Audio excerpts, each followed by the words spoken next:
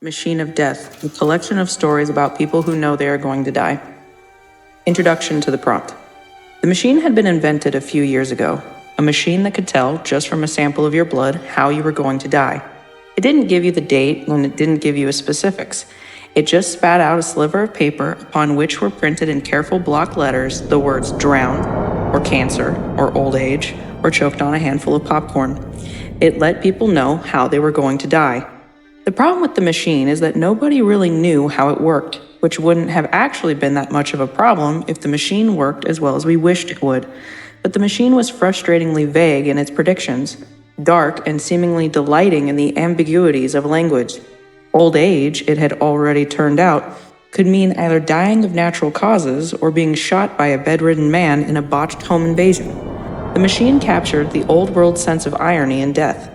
You can know how it's going to happen, but you'll still be surprised when it does. The realization that we could now know how we were going to die had changed the world. People became at once less fearful and more afraid. There's no reason not to go skydiving if you know your sliver of paper says buried alive. But the realization that these predictions seemed to revel in turnabout and surprise put a damper on things.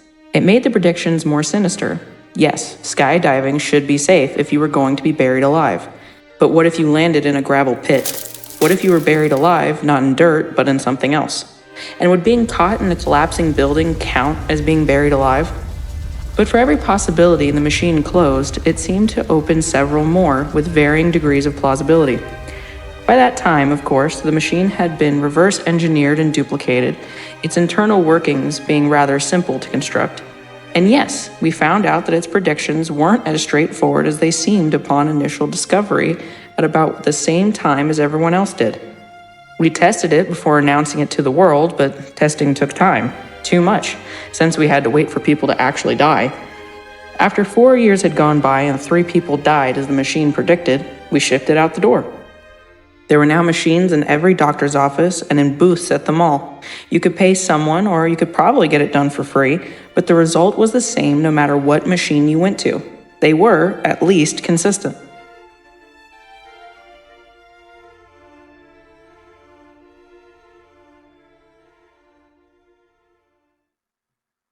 Okay, so that is the prompt setup for Machine of Death. It is an anthology. There are 34 stories in total. I'm really looking forward to working on this project with my husband, Dr. Otaku, and I guess that makes me Mrs. Otaku.